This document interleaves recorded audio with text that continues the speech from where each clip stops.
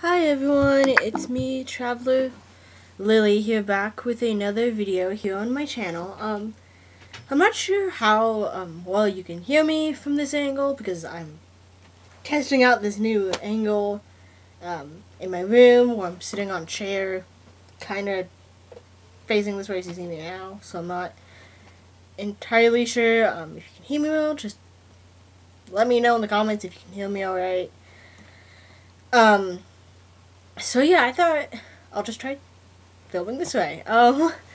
Anyway, today in this video, I will be doing my top 5 favorite mystery novels. So yeah, sorry guys, I kind of got distracted there because my neighbor's playing with his kids in the front yard, so sorry if you can hear them playing in the front yard. So, yeah. So anyway, yeah, as always, there will be a disclaimer on this video. If you, again, disagree with some of the choices I have on this list, for any of these books, that's fine. You don't have to agree with me on any of these books. But if you have read them and you did enjoy them, then that's awesome. And if you want to discuss any of these books that I'm about to mention within the video, please feel free to do that within the comments. I would love to discuss it with you guys. And I didn't have much time to discuss where I got this necklace from in my last video because I had to eat dinner with my family, of course, you know. So, yeah, I got this necklace in Canada when I went on a cruise with my Girl Scout troop about a couple years ago. And I got this in Victoria, Canada when we stopped there before heading back to San Francisco. So, yeah. Anyway. Yeah, let's get on with the video. So, yeah. The first one is Nancy Drew, the Bungalow Mystery. I kind of read this when I was a kid. I don't really remember much of it because I kind of only read it like one time and that was it. But I remember I thoroughly enjoyed it though, and I kind of heard of. I think there's a series on Nancy Drew. I could be wrong. I'm not entirely sure because I don't really read a lot of Nancy Drew or don't watch Nancy Drew or whatever. So yeah, I would definitely recommend this to anyone who likes reading Nancy Drew. So yeah, next book is Help for the Haunted by John Seelings. Again, this is another book I read a few years ago. So yeah, I remember enjoying it. I remember this book a lot better than I think the Nancy Drew one. So if you don't know, Help for the Haunted is basically about this girl named Sylvie Mason, whose parents mysteriously died while going on this investigation, I believe at church, and she's trying to deal with the loss of her parents and having to deal with her older sister, you know, because she has to, like, live with the older sister, and stuff, and she's wondering who killed her parents and why, and all this mysterious stuff goes down.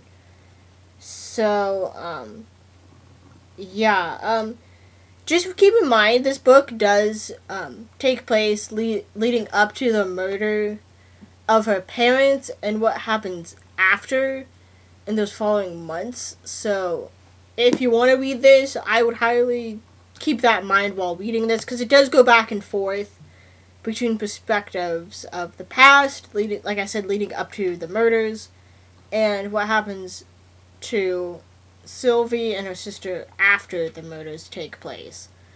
So, yeah, but overall, I still recommend this book to anyone who might be interested and loves a good mystery novel. So, yeah.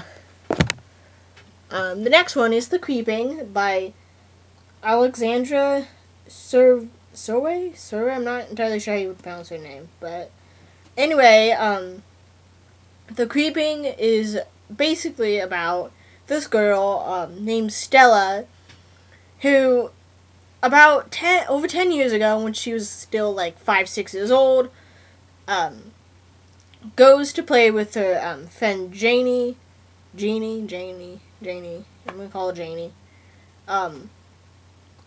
And they end up, disappearing into the woods one day, and Stella managed to make it out alive and totally traumatized from what happened. But her best friend Janie never comes back alive. So, they never find Janie's body or anything. And from there, it kind of weaves into the whole, like, murder mystery thing. What happened to Janie and why Stella can't remember the events that took place and what happened to her and Janie all those years ago and stuff. So it's just this one big, like, murder mystery thing of what happened. So basically, Stella ends up, years later, uncovering things of what happened to her and her friend. And that's all I can say about this book, without going to spoilers for this. I really enjoyed this book, for me personally, just because you didn't know who it was. I mean, yeah, the character, if who did it, was a little predictable, is all I can say. But it's still overall good, because it really captures that suspense of what it means to, like, lose someone, particularly, who you used to be friends with, and just this sense of, like, loss of what could take place within, a murder or whatever, because sometimes, as we all know, murders can take years to solve, or they go unsolved, and this book definitely, I think, does a good job of that, of where someone could be so traumatized by a event like what Stella went through that you might not know what happened, and it just does a good job of capturing that. So yeah, I would definitely recommend this to anyone who wants a very eerie and suspenseful mystery novel. So yeah. Anyway, the next book is Confessions of a Murder Suspect by James Patterson and Maxine Pedro. This is the first book in a 4-book series by James Patterson. I have 3 novels out of the 4 books. So yeah. Anyway, this book is about a girl named Tandy Angel, who's basically the heiress to her family's, like, company or whatever. And one night her parents end up mysteriously dying, and the police, and including Tandy and her siblings and the housekeeper Samantha, all don't know what happened to her parents and how they died, because all of them were asleep when they died. And so basically what happens is that they're trying to figure out who killed her parents, and Tandy and her brothers end up uncovering secrets that they never knew about, and it just weaves into the whole aspect of even wealthy families could be keeping secrets, and that obviously in any wealthy family there was a whole bunch of, like, conspiracy and obviously scandals that were covered up within the family as well. So yeah, basically this whole plot is to figure out who killed her parents, and if it was one of the family members in the house that killed her parents. So yeah, that basically is all I can give you guys for the plot. I know I kind of rambled on all over the place about this book. But yeah, if you want to check it out, I would definitely recommend checking this out. If you want to, read a novel about a murder that takes place within a wealthy family and just, I don't know, want to read this kind of novel. So, yeah. Keep in mind, this is book 1 in the Confessions series. So, yeah. The last book that I have for this list is Down the Darkest Road by Tammy Hogan. I think that's how you say it. Hogan or Hagen. But anyway, I did a book review on this on my channel a while ago. Oops, I kind of burped. So if you want to hear my in-depth thoughts about it, then I would leave a link in the description or in the iCard above, just so if you guys want to check it out, then feel free to. So if you didn't watch the review, which I'm sure a lot of you haven't, Down the Darkest Road is about this woman named, Lauren Lawson, whose oldest daughter Leslie, was it Leslie? Yeah, Leslie. Yeah, so I guess I couldn't remember if it was Leslie or Leia, but Leslie disappears.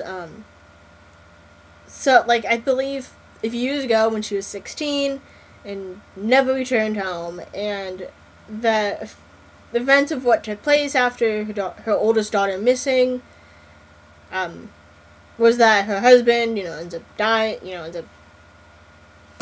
dying due to the loss of their oldest daughter. So eventually Lauren and Leah moved to another town to try to make a fresh start.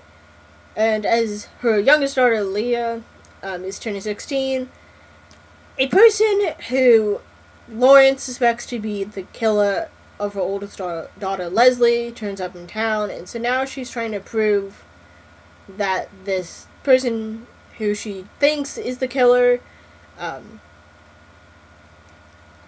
actually killed her oldest daughter, and she's trying to prove that before he ends up getting her second daughter, and so that way she can bring him to justice and find out what really happened to her oldest daughter. So yeah, anyway, yeah, that is the final book on this list. So yeah, I definitely enjoyed all these books, I think, in some aspect of it. So yeah, I would definitely recommend reading these books if you haven't already.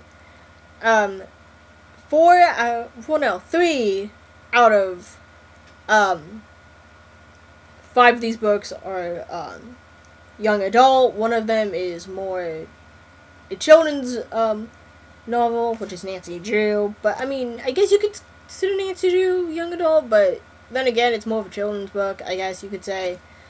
And then Down the Darkest Road is more of an adult novel, because the main character is an adult and clearly has a daughter. So, yeah, I definitely recommend reading these books. So, I guess that's it for this video, and I'll see you guys in the next one. The next video for this top 5 would probably be historical fiction novels. That or, let's see, dystopian. For the next video. It might be historical fiction, most likely, for the next one. So, yeah, I guess that's it for this video, guys, and I hope you enjoyed it. So, bye, guys!